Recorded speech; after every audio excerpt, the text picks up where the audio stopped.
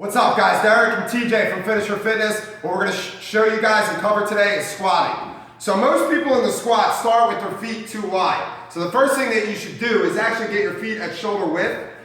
And if you have tight hip flexors, then what you should do is open up your feet a little bit and it'll allow for a little bit more rhythm in your hips and more flow so that you can sit down and back better. So that'll be the first step. The second thing that happens is squatting is bad for your knees if two things happen. One, your knees go forward past your toes into flexion, especially when you have a load. And two, if your knees collapse.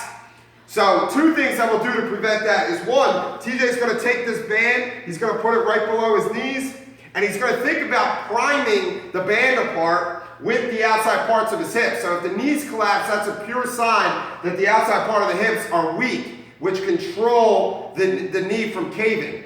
And then the second thing you can do to prevent your knees, so that will prevent your knees from collapsing. The second thing that you can do to prevent your knees from going forward is simply by elevating your feet. You can do this on plates. We have a 2x4 here, so he elevates his heels, and this allows him to sit down and back properly. From there, depth gauge, how far should the hips go? So we like the hips to go below the knees, or at least to a parallel thigh. So we have the box behind him, because notice that's his depth gauge now. So TJ knows to sit down and back to the box. And what he's showing us here, our first step is a pause to a stand up.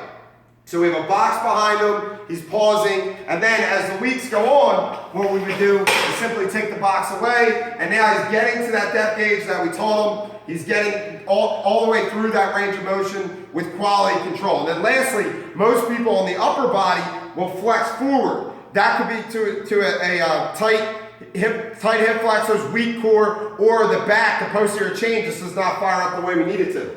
So one of the styles of squatting that we like most is goblet squatting. So the goblet is the dumbbells right in front on your heart and on your stomach, and this just allows for all that stuff to happen. The back to fire up, the core to fire up, and again, now it just almost counterbalances him as well as loads the pattern of him sitting down and back. So notice the knees are wide, he's pushing his heels down, chest is up, hips go below the knees, real quality squat. So if you need ways in which so you can clean up your squat, give this video a shot. Thanks.